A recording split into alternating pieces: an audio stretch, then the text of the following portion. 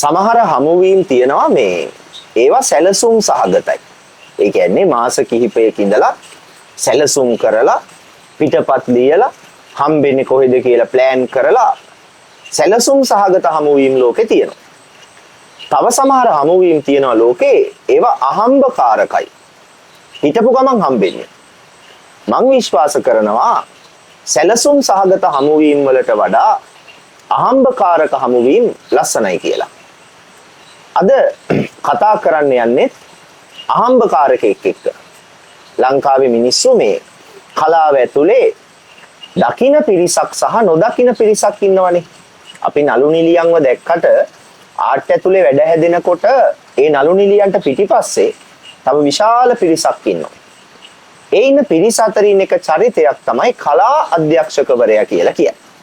අද කතා කරන්න යන්නේ ලංකාවේ ඉන්න විශිෂ්ට කලා අධ්‍යක්ෂකවරයෙක් එක්ක. මෙයාගේ නම කිව්වට වඩා ගොඩක් අය තාමත් මෙයාව දන්නේ කැම්පස් එකේ කාඩ් එකේ. මේ තමයි බුලතා. ආයිබෝවන් බුලතා. ආයිබෝවන් බුලතමල්ලි. බුලතාට බුලතා හමුවීම මේක මේ බොහොම සුවිශේෂී හමුවීමක් වෙනවා කැලණිය සරසවි ඉතිහාසයට. දැන් මේ බාට දෙකක් දාලා. ඊට පස්සේ දැන් කකුලට පොඩි දාලා එකක්. මුදු 3-4ක් දාලා. අතට වලලු දාලා. බාහුවටත් වලල්ලක් දාලා. මාලයක් දාලා. ඒ මාලෙත් ටිකක් වෙනස් හැඩයක මාලයක්. ආම් කට් එකක් ඇඳලා. ෂෝටක් ඇඳලා. කොණ්ඩෙත් අමුතු විදියකට හදාගෙන. වෙනස් මිනිසෙක්ද? දැකගම එක ඕන මිනිසෙක් ක්ලික් ඒ මොහොතේ. මොකෙද්ද මේ වගේ කැලලක් වෙනවා. ඊට පස්සේ දෙතුන් පාරක් බලනවා. බලලා ඉතින් ඒගොල්ලෝ තීරණය කරගන්නවා මොකක් හරි ඒගොල්ලෝගේ එකකින් මොකද පාඩු යනවා ඉතින්. කවදා හරි මේක අහන්න හොඳ ප්‍රශ්නයක්ුත් නෙමෙයි හැබැයි. ලංකාවේ පොලිසියෙන් හරි මගතොටේ හරි ඔය පෙනුම නිසා මොකක් හරි අකරතැබ්බයක් මොකක් හරි ප්‍රශ්නයක් වෙලා තියෙනවා. ගොඩක් වෙලාවට ඉතින් ඒගොල්ලෝ කතා කරලා යනවා. අනිත් අය බල යනවා. ඒගොල්ලෝ මාත් එක්කලා පොඩ්ඩක් කතා කරනවා. මේ කවුද කියලා බලනවා. හරි. දැන් ඔයාව රූපයෙන් එකපාරට මේ ප්‍රෝග්‍රෑම් එක බලන සමහරු අඳුරන්නේ නැති වෙන්න පුළුවන්. රූපේ ඔයාගේ බාහිර ලක්ෂණ වලින් එකපාරට කෙනෙකුට වෙනස් මිනිසෙක් කියලා පෙනුනට මේ කවුද කියලා එකපාරට ඔලුවට එන්නේ නැති වෙන්න පුළුවන්. ඒකට පොඩි ඉඩක් තියෙනවා. ඒ වගේම හැබැයි ඔයා සමහර තැන්වල එළියට ආවා. උදාහරණයක් විදිහට සංජීව් ලෝන්ලියස් ඩ්‍රමා අයියා ගායනා කරපු මේ මං හිතන්නේ ලංකාවේ අතිශය ජනප්‍රිය වෙච්ච ගීතයක පසුබිමේ ඉඳියා. ඒ කතාවත් පොඩ්ඩක් කියන්න. ඒ කතාව එක පටන් ගන්නේ දැනට අවුරුදු මම හිතන්නේ 12ක් විතර වෙන කතාවක්. ඒ අපේ යාළුකම. අපි 3 දෙනා එක කාමරයක එක බත් එක කාලා එක গিitar එක තමයි 3 දෙනාම ප්ලේ කරන්නේ. යන්නේ එකට ඔක්කොම එකට අපි එකට 3 දෙනා නම් කියමුකෝ. ඩ්‍රමා සංජීව් ලෝන්ලියස් අමු සින්දු වලින් ලංකාවේ පොපියුලර් වෙච්ච ආටිස්ට්. හරි. ඊට පස්සේ සඳුවා කුරුණෑගල. එයා මං හිතන්නේ මෙඩිකල් ෆැකල්ටි. අපේ ආර්ට් එකේ නෑ සයන්ස් එකේ. මැත්ස් කළේ. හරි. මම ආර්ට් හැබැයි ඉතින් අපි 3 දෙනා මම සයන්ස් හොස්ටල් එකේ අයිඩියා අපි 3 දෙනාත් ඒ කාලේ. ඒක ලොකු බැඳීමක්. අපිට ඕන වුණා ඒ කියන්නේ ගොඩක් ඩ්‍රමා තමයි ඒක යෝජනා කරේ. අපි 3 දෙනා ඉන්න ඕනේ අයියේ මගේ වැඩක මොනවාරි කියලා. ඊට පස්සේ පිටකවරේ අපි 3 දෙනා ඒ කෑල්ල කරා. අපි ඉන්න සෙට් එක තව ඉතුරු අපි කියමු ජෝනා ඊට පස්සේ අපේ සරසවි මිතුරන්. ඔව් මිතුරන් ටික. ඊට පස්සේ අපි එකක් කළා. ඒක ලංකාවේම හොඳටම හිට වුණා. බලපු නැති කෙනෙක් නැත්තරමට. ඒක දැන් නිකනුත් කියවෙර මට්ටමට. සහ ගිය අවුරුද්දේ හොඳම මියුසික් වීඩියෝ එකට සම්මානයක් හොඳම මියුසික් වීඩියෝ එකට. ඒ යාළුකම ඒ තාමත් එහෙමමයි. අපි මම බ්‍රදර් කියලා කතා කරන්නේ ඉස්සෙල්ලාම. අපි දෙන්න ඉතින් බ්‍රදර්ස් තමයි. තාම බ්‍රදර්ස්. හරි. 3 දෙනාම. දැන් ඔන්න මේ හඳුන්වා දෙන්න යන්නේ ලංකාවේ කලා අවකාශයේ ඔයා වගේ නිහඬ මිනිස්සු නිහඬ හඬවල් තව සමාජයේ එළියට එන්න ඕනේ මිනිස්සු දැනගන්න ඕනේ මොකද මේ කලාත්මක චරිත ලෝකේ හරි අඩුවිනේ ආර්ට් වෙනුවෙන් ජීවිතේ කැප කරපු මිනිස්සු ඔයාව මම එහෙම චරිතයක් විදිහට දැකලා තියෙනවා මම ඒකයි අද මේ ප්‍රෝග්‍රෑම් එකත් හදිස්සියේ කරමු කියලා මෙතන දැන් මේ අපි ආපු එකේ කතා වුනේ හරි එතකොට මට කියන්නකෝ මුලින්ම ඔයාගේ උපන් වර්ෂය නම එතකොට පාසල් ගියේ කොහෙද වගේ මූලික විස්තර ටිකක් මම 86 ඉපදුනේ. පස්සේ මම මාලින්ද බුලත්සිංහල කියලා තමයි මගේ නම එක තමයි. තමයි මැද කැලේ තියෙන ඒකට. මම ඉස්ලාම් ගිය ගමේ ඉස්කෝලේට ඊට පස්සේ බුලත්සිංහල අපි නම කියමු ඉස්කෝලේ ගමේ ඉස්කෝලේ උඩුගලගන්ධ කනිෂ්ඨ විද්‍යාලයනේ. කනිෂ්ඨ විද්‍යාලය. ඊට පස්සේ ගියා බුලත්සිංහ සෙන්ට්‍රල් එකට. ඊට පස්සේ විද්‍යාරත්නයට ගියා හොරණ. ඊට පස්සේ ශ්‍රීපාලිට ගියා. ශ්‍රීපාලි. පාසල් හතරක්. ඊට පස්සේ ඒ පාසල් කාලය තුල මොනවා හරි කලා කටයුතු වලට සම්බන්ධ වුණාද ඔයා? පාසල් කාලේ කලා කටයුතු කියලා කරේ ගොඩක් මොම කියන්නේ අකුරු වැන්දා ඒ වගේ දේවල් ඒ කියන්නේ ආර්ට් සම්බන්ධ දේවල් ටික කරා. හැබැයි මම ආර්ට් ඉගෙනගෙන නැහැ ඉස්කෝලේ. මම මියුසික් කරේ. ඒතර හැකියාව තිබ්බ අඳින්න ඒකත් එක්ක එක දේවල් ඇන්දක මේ කරා. හරි එතකොට දැන් ඊට පස්සේ කැම්පස් යනවා. ඔව්. මුලින්ම කළේ ආර්ට්ද ඒ ලෙවල් වලට? නෑ මැත්ස් කරේ. මැත්ස් කළේ. අවුරුදු කීයක් මැත්ස් කළාද? අවුරුදු ඒ කියන්නේ මගේ ඒ ලෙවල් අවුරුදු දෙක මැත්ස් කළා. පළවෙනි ෆස්ට් ට්‍රයි. ෆස්ට් ට්‍රයි එක. හරි. ඊට පස්සේ තුනම ෆේල් වුණා. තුනම ෆේල්. ඔව්. මැත්ස් කළා තුනම ෆේල්. හරි ඊට පස්සේ තමයි මගේ හොඳම යාළුවෝ දෙන්නෙක් මාව කොට දාන්න එතනේ. හරි. දශින්තයි ගයානු. හරි. ගයානු වල්පිටක. ඔව්. ඊට පස්සේ ගයාන්ට මට කිව්වේ ඒ ලෙවල් කරන්න. දෙවෙනි පාර ආර්ට් කරා. කරමු කියලා. ඊට පස්සේ ගයාන් මට සබ්ජෙක්ට් තුනම ඉගෙනුවා මට දශින්තට. ඊට පස්සේ විශ්වවිද්‍යාලෙ ගියා. ඔය ඊට පස්සේ ගියා. ඒ කියන්නේ ආර්ට් කළා පළවෙනි පාරේම කැම්පස් දෙවෙනි ඒ කියන්නේ ආර්ට් කරපු පළවෙනි පාරේම විශ්වවිද්‍යාලෙ ගියා. දෙවෙනි පාර. ආර්ට් පළවෙනි පාර ACC. හරි. ඊට පස්සේ ඒ දෙකයි B එක. ඒ කියන්නේ තර්ඩ් සයිකෙන් තමයි විශ්වවිද්‍යාලය යනවා. හරි. දැන් ගිය පාර මම මේ විදිහේ ප්‍රෝග්‍රෑම් එකක් කළා විමල්ජිත් දොඹගහවත්ත එක්ක. දොඹේ අංකල්. ඔයාලා දන්නවා දොඹේ අංකල්. දොඹේ අංකල් එක්ක කරපු ප්‍රෝග්‍රෑම් එකෙන් පස්සේ මට සෑහෙන චෝදනා තියෙනවා සින්දු කියන්න গিitar එකක් ළඟ තියාගෙන සර්පිනා එකක් ළඟ තියාගෙන කලාකාරයෙක් ගෙන්නගෙන බූරු ප්‍රශ්න අහනවා කියන. අම්බානකට බැලලා තියෙනවා. මේ ප්‍රෝග්‍රෑම් එකේ බැනුම් අහන්න බෑ. ඒක නිසා සින්දුවක් කියලිව්. මේ සින්දුව ඊළඟ කතාවට සම්බන්ධයි. දැන් ඔයාගේ ලයිෆ් එකේ අපි දැන් ස්කූල් චැප්ටර් එක කතා කළානේ. දැන් ඊළඟට එනවා විශ්වවිද්‍යාල චැප්ටර් එකට. එතෙන්දී හම්බෙන මිත්‍රයෙක් එක්ක මං හිතන්නේ මේ ගීතය නිර්මාණය කරන්නේ මේක ලියන්නේ ලංකාවේ දැනට ඉන්න ප්‍රකටම කවියා. ප්‍රකටම කියනවට වඩා සුදුසුයි මං හිතන්නේ විශිෂ්ටතම කවියා කියන එක. ලංකාවේ මේ වෙනකොට ඉන්න අංක 1 කවියා. කවියා ගැන සහ ඒ කතාව පස්සේ කියමු. සින්දුව හලින්.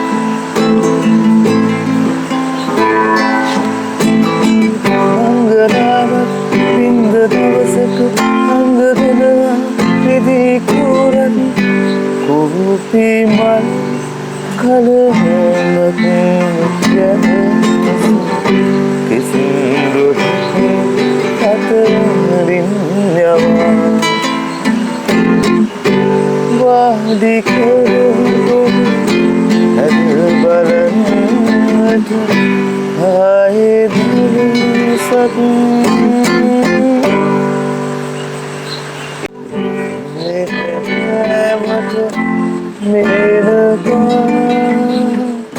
मेनका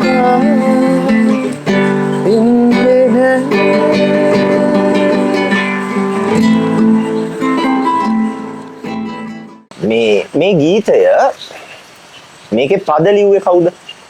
බන්දු අයියා. බන්දු අයියා. රුවන් බන්දු ජීව. රුවන් බන්දු ජීවව ආදරෙන් මතක් කරනවා මේ වෙලාවේ.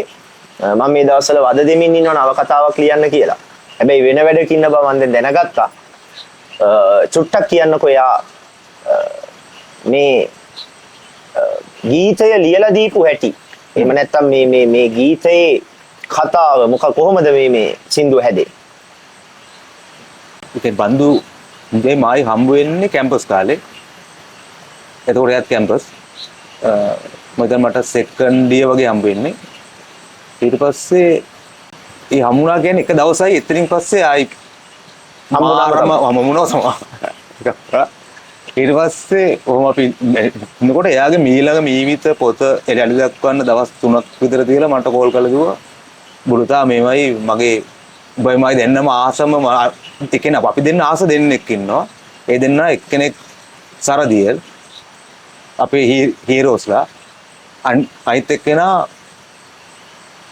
අපේ බුලත් අපේ මේ පැත්තෙම වීදිය බණ්ඩාර අපි දෙන්න හීරෝස්ලා ඉතින් මේමයි සරදියල්ගේ මම ආසම එක උඹත් අහස එක සරදියල්ගේ එකක් තියෙනවා මේකේ කියන්න මේ එයා ලියපු එකක් ඔබට පුළුවන් දෙකට මෙලඩියක් දාලා ඒක කියන්න කියලා. ඊට පස්සේ මම කිව්වා හරි අයියේ කියලා.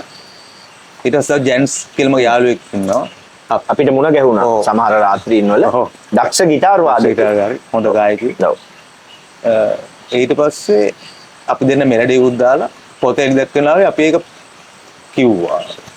ඒ ඔඩියන්ස් එකට. ඊට පස්සේ ඔඩියන්ස් එක ඉල්ල තිබ්බා ඒක කරන්න කියලා. ඊට පස්සේ අපි බන්දුවනුත් අහලා ඒ වැඩේ කරා. තව ඒකට මාධවි ඇන්තනිත් අපිට උදව් කරා. ඒක උදව් කරන්නේ මේක සිං කරා. ඒක කරද්දි සහ ඕනි දක්ෂ ප්ලේයර්ස් ටිකක් ඒකේ මියුසික් පැකින් කරා. ටිකත් එක්ක ලස්සන නිර්මාණයක් වුණා. ලස්සන නිර්මාණයක් වුණා. හැබැයි මම ඔයා සහ බන්දු ජීවට චෝදනාවක් කරනවා මේ වෙලාවේ. ඒ ගීතය මම අනන්තව දෙන්නටම කියලා තියෙනවා වීඩියෝ එකක් කරලා මෙච්චර සෝෂල් මීඩියා ජනප්‍රිය කාලේ එළියට දාන්න කියලා තාම දැම්මේ නැහැ. චෝදනාව. ඔව්. උත්තරයක් තියෙනවද නැත්නම් ඔව් ඒකට මම වීඩියෝ එකක් මම හැදුවා. ඔළුව ඇතුලේ මම මේ එකක් ක්‍රියේට් කරා මේක කරන්න කියලා. ඒ කියන්නේ ස්ක්‍රිප්ට් එකක් නෙමෙයි. ඒක මම ඇන්දා ඒ වුණාට ඒක තාම කරන්න බැරුවා. තාම කරන්න බැරුවා. අනේ ඉක්මනට කරා. ඉල්ලීමක් චෝදනාවට පස්සේ ඉල්ලීම මේ මොකද දැන් ඕක මෙහෙම ඇහුවට අර ජෑන්ස්ගේ කටහඬයි මාධවි අක්කගේ කටහඬයි ඔක්කොමත් එක්ක මියුසික්මය වැඩක් විදිහට එළියට ආවොත් මං හිතනවා තව ලස්සන වෙයි කියලා මේ ගීතය හරි ඊට පස්සේ ඔයා යනවා දැන් දෙවෙනි පාර ආර්ට් වලින් විභාගේ පාස් වෙලා විශ්වවිද්‍යාලේ කැලණිය විශ්වවිද්‍යාලේ දැන් මාත් කැලණියේ මම කැලණියේ සිංහල විශේෂවේදී උපාධියක් කරා. ඔයාගේ ඩිග්‍රිය මොකද්ද මාලින්දයි? මම පුරාවිද්‍යා ස්පෙෂල්. පුරාවිද්‍යා විශේෂවේදී උපාධියක් කරපු මිනිස්සෙක් කලාධ්‍යක්ෂකවරයෙක් වෙලා ඉන්නවා. දැන් මේක තමයි මේ කතාවේ තියෙන ලස්සනම කෑල්ල. දැන් එතනට මේ එන්නේ. මට කියන්නකෝ මුලින්ම විශ්වවිද්‍යාල ජීවිතය ගැන. අපේ කාලේ විශ්වවිද්‍යාල කියන්නේ දැන් තියෙන වඩා පොඩි බය හිතෙන තැනක්. කියන්නේ ඉස්ටුඩන්ට් උපරිම බලයක් තිබුණා. රැක් කියනවත් හොඳටම තිබුණා. ටිකක් පහුවෙන් ඒ කියන්නේ ඉස්සර දවසනේ දවස් දෙක තුන ඉස්සෙල්ලා නිින්ද යන්නේ වගේ එකක් තියෙනවා මොනවා වෙයිද ඔය කෑල්ල. ඉතින් බයක් තිබ්බා. ඒක ගියාට පස්සේ ඒක නැති වෙලා ගියා. පොඩි වෙලාවක. ගියේ පළවෙනි දවස් ඒ කියන්නේ ඉස්සෙල්ලාම දවසේම කාඩ් එකක් උත්තරන බුලත කියලා. බුලත. දැන් මං ඔන්න මැද්දෙන් තුනක් පයින්නවා. මැද්දෙන් පයින්න වෙන මොකුත් නෙවෙයි. කැලණිය කැම්පස් එකේ බුලත කිව්වහම මාත් බුලතනේ. ඔන්න දැන් පළවෙනි පාරට මමත් සෝෂල් මීඩියා වල මගේ කැම්පස් කාඩ් එක අද කියනවා. මගේ කාඩ් එකත් බුලත.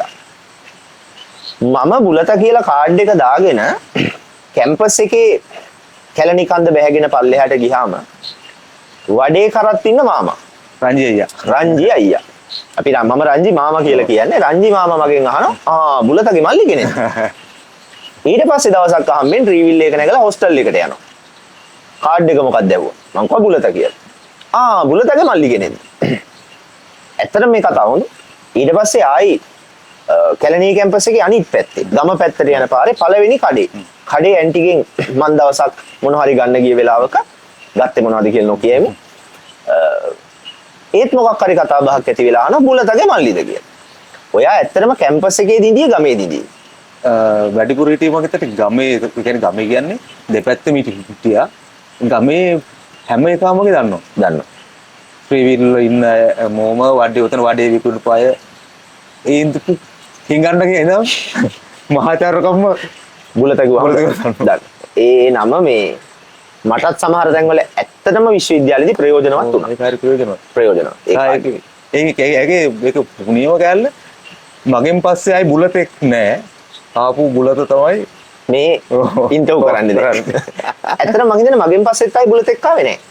නෑ. මම දැනුවත්ව නෑ. මම ඉඳපු අවුරුදු 4 තුර ආයි මට බුලතෙක් හම්බුන්නේ නෑ. ඒක බර පීරකමක් නෙමෙයි. ඒ වුණාට ඒක දුන්නේ නෑ එතනින් එහාට. බුලතෙක් ආවේ. හරි. ඊට පස්සේ අපි චුට්ටක් කියමු පුරාවිද්‍යා විශේෂවේදී උපාධිය ගැන. ඇයි ඒකට ආස වුනේ? ඇයි ඒක කළේ? ඒක ඇත්තටම ඒක හරි ඉන්ටරෙස්ට් සබ්ජෙක්ට් එකක්. සහ ප්‍රැක්ටිකල් ගොඩක් කරන්න පුළුවන් සබ්ජෙක්ට් එකක්. අනිත් සබ්ජෙක්ට් එක ලෙක්චර් හෝල් එකේම ඔය ඉන්නවට වඩා ඉතින් වෙනසක්. සහ මිනිස්සු හැම කෙනාම කැමතියි ඔය කියන සබ්ජෙක්ට් එකට. මිනිස්සු ට්‍රිප් යන්නේ තේ දකින්න අපි වුණත් හිතේට කැමතියි ඒකට. ඒක ඇත්තටම මම කොහොමදත් මම දැනගිටියා මගේ ජොබ් එක කරන්නේ නැහැ කියලා ගාල්ල.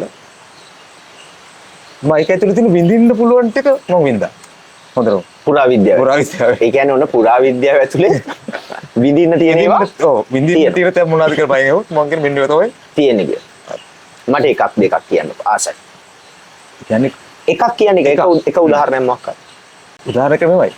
අපි දැන් කොහමද අපේ සෙමෙස්ටර් එක ඉවරෙච්ච ගමන්ම කැණීමක් හරි මොනවා හරි මාසෙකමාරක් දෙයක් විතර කැලයක් ඇතුළේ අල්ලි ඉන්න අපිට ඔය කියන්නේ තුවක්කුවක් විදිහට මිනිහෙක් දීලා අපි උයාගෙන කාලා ඔය ළඟ තැනක ට්‍රැක්ටර් වල මේක මාර කියන දුෂ්කර සමහර ඒ කියන්නේ වෙන අත්දැකීමක් ඒක. අපි අර කියන්නේ ආතල් එකක්. ආතල්. ඒක ඇත්තටම සරලම වචනේ ආතල්. ඔව්. දැන් මට ආයි සින්දුවක් අහන්න හිතෙනවා. මේක මට අහන්න හිතෙනවා ඇත්තට මේ වෙලාවේ මොකද අර පළවෙනි සින්දුවත් එක්ක මම ඔයාගේ ගීතේ කියද්දි මම ඒ සින්දුව දිගේ ගියා උතුවන් කන්දට. මං ආසයි එම ට්‍රිප් එකක් යන්න ඔයත් එක්ක ගිටාර් එක අරගෙන. අපි ආපහු සින්දුවක් අහලා ඊළඟ කතාවට එකතු වෙමු. කැලේ වැද්දාගේ හැබඩ මනමාලි මුතිමි මලකඩ කරගැටම පෙළි කැලේ වැද්දාගේ හැබඩ මනමාලි. මුලින්ම මේ ගීතෙන් පස්සේ අද අපිව අහන බලන සහෘද හිතවතුන්ට පොඩි මතක් කිරීමක් කරන්න වෙනවා අපි ඉන්න ලොකේෂන් එක ගැන. අපි ඉන්නේ මෝජුව රිසෝට් එකේ. මෝජුව රිසෝට් තියෙන්නේ බුලත් සිංහල බෙල්මෑල්ල දෙවනි පියවරේ. මේ රිසෝට් එකට නම තිබ්බෙත් මම. මේක මගේ මිත්‍රයෙක්ගේ. මේ පල්ලෙහෙන් ගලනවා ලස්සන දොළ පාරක්. මේ දොළ පාරේ සද්දේ මේ රාත්‍රියේ කෑ ගහන සත්තුන්ගේ සද්ද අපිට යම් යම් ප්‍රමාණ වලින් ඇහෙනවා. මං ඔබගෙන් ආදරෙන් ඉල්ලනවා ඒක වැඩිය හිතන්න නැතුන් අපේ මේ කතා බහට සමන් දෙන්න කියලා. මෝජුව ගැන කියපු නිසා මම මතක් කරන්නම් මට මාලින්ද බුලත් සිංහල හම්බෙච්ච විදිය. මම මේ මාලින්ද අයියව මුලින්ම අඳුරගන්නේ මල්ලි හරහා. මම ඔය කියපු මෝජු කියන මගේ මිත්‍රයා මගේ පාසලේ සමකාලීන මිත්‍රෙක් මේ ඉන්නේ යාගේ ලොකු අයියා. එතකොට දැන් එහෙම්ම මට ඊළඟ ප්‍රශ්නේ අහත හැකි පවුල ගැන කියන්නකෝ විස්තර ටිකක්. අපේ තාත්තා නැහැ. ඊටසේ අම්මයි මල්ල දෙන්නයි. ඔයයි. හරි. මල්ලිලා දෙන්න දැන් මෝජුව රිසෝට් එක පොඩි මල්ලි ලොකු මල්ලි හඳපාංගුඩ ඉන්නේ. එයා මැරි කරලා බබල දෙනෙක් එක්ක. හරි. එතකොට මේ දැන් ඔන්න විශ්වවිද්‍යාලයේ බුලතා කියන chapter එකේ අපි ඉන්නේ තාම. දැන් පුරාවිද්‍යා විශේෂවේදී උපාධියක් කළා. කලා අධ්‍යක්ෂණයට යන්නේ කොතනින්ද? කැම්පස්ෙන් අවුට් වෙලා අවුරුදු 2ක් විතර ඒත් හිටියා කැම්පස් එකේ වටේ ඒත් ආවේ නෑ ඉඳලා ඊට පස්සේ මට හිතුණා මම දැන් ජොබ් එකක් කරන්න ඕනේ කාලේ හරි ඊට පස්සේ මම කල්පනා කරා මට තියෙනවා මේ කියන්නේ මම මෙහෙම මට ජොබ් එකක් මම මේ ඉන්න විදිහට මට කරනවා ජොබ් එකක් තියෙන්නේ ආර්ට් ෆීල්ඩ් එක ඇතුලේ ඊට පස්සේ මම හිතුවා ආර්ට් ෆීල්ඩ් එකේ ආර්ට් ෆීල්ඩ් ගොඩක් තියෙන නිසා මම සම්බන්ධ වෙන්න ඕනේ තැන තමයි කලාවට. ඔව් කියන්නේ කැමරාවක් එක්ක අපිට කරන්න පුළුවන් ආර්ට්ස් මොනවද ඒක මම හිතාගත්ත ඊට පස්සේ ටෙලිනාට්‍ය ෆිල්ම් කියන පැත්තට යනවා ඒක හොඳයි කියලා මගේ නිදහස තියෙනවා සහ මම ලස්සන තැන් වලට හැමදාම මම යනවා ඒ ජීවත් වෙන එක ඇතුලේ විවිධත්වයක් තියෙනවා මෙහෙම වුණත් වැඩට යන්න පුළුවන් දෙයක්ත් තියෙනවා සහ මට හම්බ වෙනවා දැන් ඔයා කරලා තියෙන වැඩ ඇතුලේ නිකන් ලංකාවේ මිනිස්සු බලපු මතක තිබ්බ නිර්මාණ කිහිපයක් මතක් කරමු. මේ දවස්වල පිරිමි ළමයි ස්වර්ණ වාහිනී ඒක තමයි මිනිස් ගොඩක්ම බලන දැන් මේ නිර්මාණේ තියෙන්නේ. ඊට පස්සේ ඊට ඉස්සර එකක් කළා ලේක් කියලා රූපවාහිනිය. The Lake. ඔව්.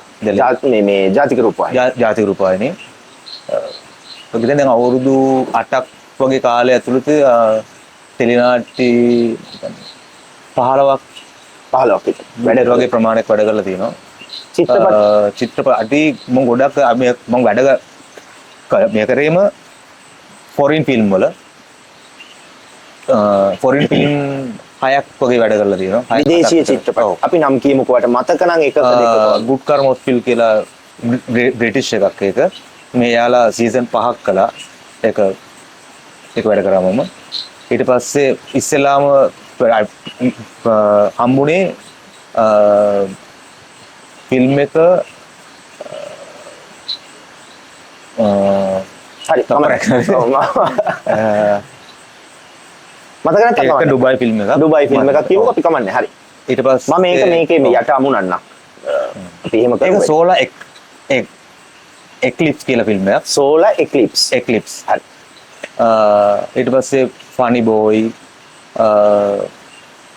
තව නම් මතක නැහැ මේ ඔයාට ලස්සනට ලියන්න පුළුවන් මම ඒක දන්නවා ඔයා Facebook එකේ ඉඳලා හිටලා මොනවා හරි පොඩි කෑල්ලක් ලියනවා කවියක් එහෙම ඉඳලා හිටලා ලියනවා ඇත්තටම අදහසක් නැද්ද කවි පොතක් නව කතාවක් වගේ කවි ලියපුවා තියෙනවා උකෙන් පොතක් කරන්න තරමුත් ඒ ටික ඔහේ තියෙනවා ඒ වුණාට කවියක් කරමු අපරාධ කවි පොතක්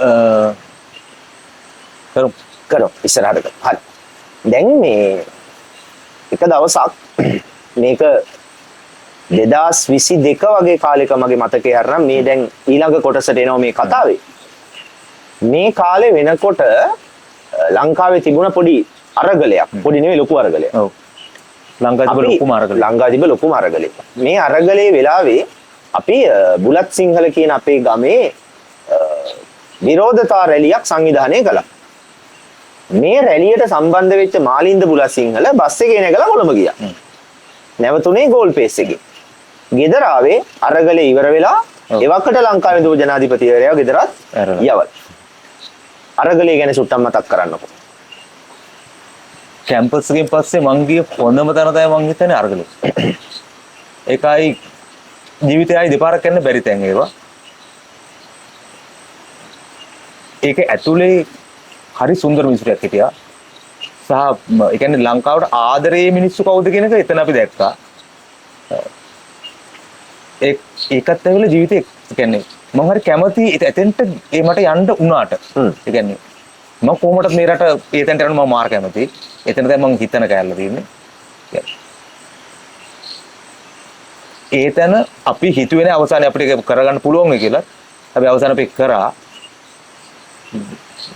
ඒ කියන්නේ එතන තමයි එතන ඇත්තටම ඒ කියන්නේ කියන්න ගියොත් එහෙම ප්‍රෝග්‍රෑම් 5ක් විතර කරන්න පුළුවන් ඉතර දේවල් ටිකක් තියෙනවා කියන්නේ අරගලේකට ඔව් හැබැයි රට ගැන උමනාවක් තිබ්බ ඉගෙන ගත්ත වෙන දැක්මක් තිබුණේ මේ කට්ටියක් මට එන්නේ හම්බුණා ඒක මාර වටිනවා ඔන්න මම මැද්දෙන් පයින්න පොඩ්ඩක් අරගලේට තිබුණානේ චෝදනා කීපයක් මාලින්දයි එක චෝදනාවක් තමයි අරගලේ ඉන්දියා කිව්වා කුඩු ගහන අය අරගලේ ඉන්දියා කිව්වා වෛශ්‍යාව අරගලේ ඉන්දියාකුවා දේශපාලන අතකොළු.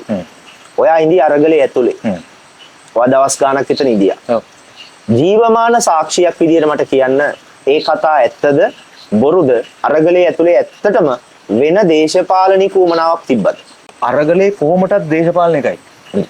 කියන්නේ අපි ගියේම දේශපාලනයක් වෙනස් කරන්න රටේ.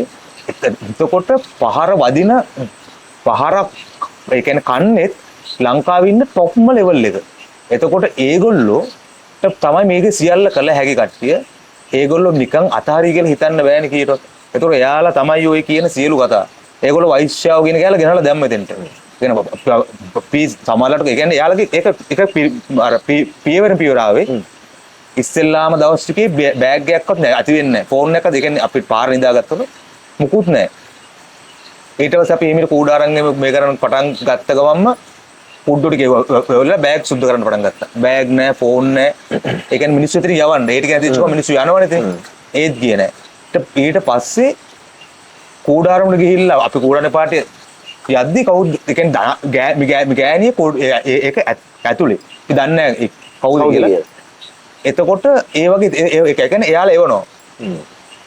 එව්වේ කවුද කියලා අපි එව්වේ කියලා කියන්න ඕනේ නැහැ. මේ කහන අය කොහොම කතාව දන්නවා. අරගලයට ගහන වෙලාව ඔය ආයතන ඉන්දියාද? ඔව්. පොඩ්ඩක් මතක් කරන්නකෝ සිදුවීම. අරගලේ ගහන වෙලාවේ ඒක අර ජීවිතේ ඒ කියන්නේ මම සුනාමියට අහු වෙලා තියෙනවා. ඊට පස්සේ බය වෙච්ච හොඳම වෙලාවක් ඒකත්. කියන්නේ පොල්ලකුත් ගත්තා. මගේ ආරක්ෂාව මරණ බය දැනුණාද? දැනුණා. ඇත්තටම දැනුණා. දැනුණා.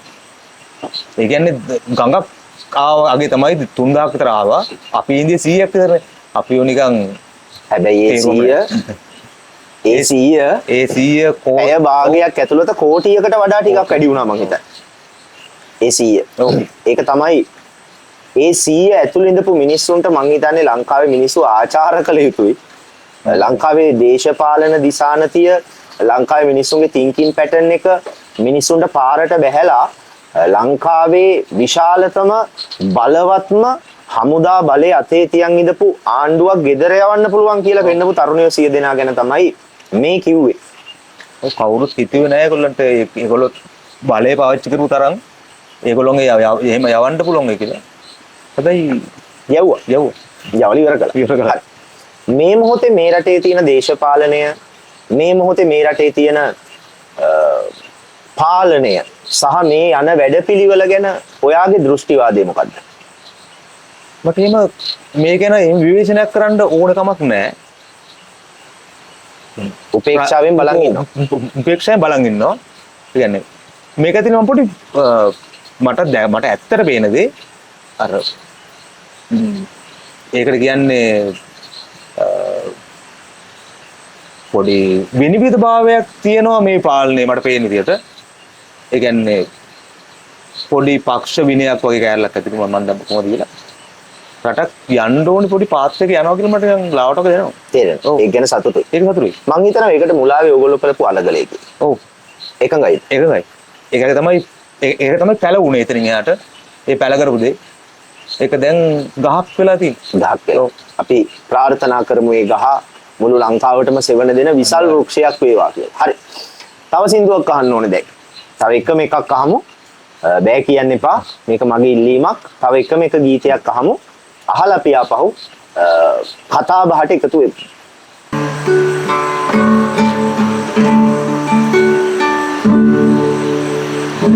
එක දවසක් හැන්දෑවක කනමෙදී එලිපා මං යෝවා තරුකට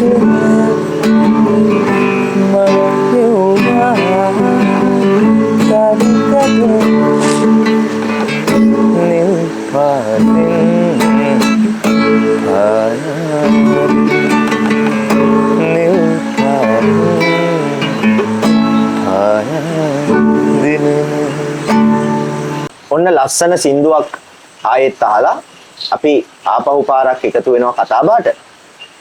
ඔයාගේ ඊළඟ වැඩ මොනවද මාලින්ද? ඉස්සරහට එන්න තියෙන වැඩ සහ ඔයාගේ නිකමට ඊළඟ අවුරුද්දේ අවුරුදු 5 මොන හරි ප්ලෑන් තියනවද? මම මේ ප්‍රශ්නේ අහන්නේ මේ වැඩසටහන බලන බහුතරයක් ලංකාවේ තරුණයෝ. මේ තරුණයන්ට අපිව ආදර්ශයට ගන්නවා. තරුණයෝ ගොඩක් වෙලාවට අපේ ඊළඟ ජෙනරේෂන් එක. එතකොට ඔයා දැන් ටිකක් වැඩි හිටියේ. දැන් පෙනුමෙන් ඔහොම විදියට වයස කැමති නම් කියන්න පුළුවන්.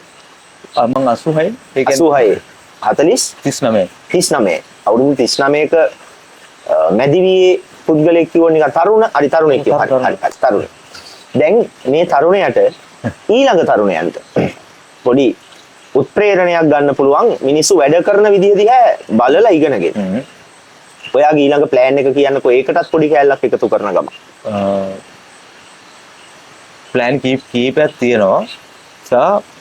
කොහොමද මේ ශේෂ්ත්‍රයේම ඉන්න කියලා එහෙම හිතෙන්නේ නැහැ. දැන් මට හිතෙනවා මේකත් ඇති කියලා. මම ඊට පස්සේ මීට වඩා තව මට සෙක්ම එකකට චේන්ජ් වෙනවා. චේන්ජ් මියුසික් සම්බන්ධ වෙනවා ගොඩක් වෙලාවට. කොහොමත් කලාව තමයි කලාව වෙන පැත්තක්. කලාව වෙන පැත්ත. හරි. මේ ප්‍රෝග්‍රෑම් එක ඉවර කරන්න හදයි. දැන් අපි ගොඩාක් වෙලා කතා කළා. ඔයාට අවසාන වශයෙන් මොන හරි මේකට එකතු කරන්න තියෙනවා නම් ඔයාට විනාඩි කිහිපයක් ලබා දෙන්න මම සූදානම්. මොනවම හරි කියන්න දෙයක් තියෙනවා නම් අවසාන වශයෙන් අපේ කතා බහ සහ මොනවා හරි. අවසාන වශයෙන්. thank you මාව එල්ලලා කතා කරලා first. කොහොමත්ින් අපි දෙන්න කතා කරලා තියෙනවා මං හිතන්නේ පැය වලින් ගත්තොත් එහෙම අවුරුද්දකට කිට්ටු වෙන කතා කරලා තියෙනවා. අපි දන්නේ දැනට අවුරුදු අපේ මල්ලිගේ වයස හා සමානව දන්නවා. අවුරුදු 10ක් විතර. ඔව් 10ට වැඩි. ඔව්.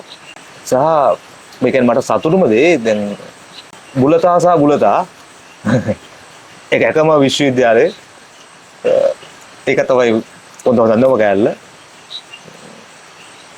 ඒ බොන්ඩ් එක ඒ නමත් එක්ක අපි සහ අපි දෙන්න කොහොමද තියෙන බොන්ඩ් එක ඒකට එලකිරි අනිවාර්යයෙන්. හරි එහෙනම් ඔයාටත් ගොඩක් ස්තුතියි වෙලාව වෙන් කරගෙන මගේ channel එකේ මෙහෙම කතා කළාට තව කතා කරන්න තියෙනවා රාත්‍රියේ තව දිගයි. හැබැයි කැමරාව ඔෆ් කරන්න වෙනවා. හරි එහෙනම් මාලින්දයි thank you very much. අපි හම්බෙමු. ජය වේවා. පුරවපු කනබිලි දරුණු පපුලෑලි මා දකින මේ සොසයිටි වල අමු කෑලි ස්මාර්ට් තිරවල දැක්කේ නැහැ බං උන්ගේ අමු කෑලි කටුගඩොල් පිට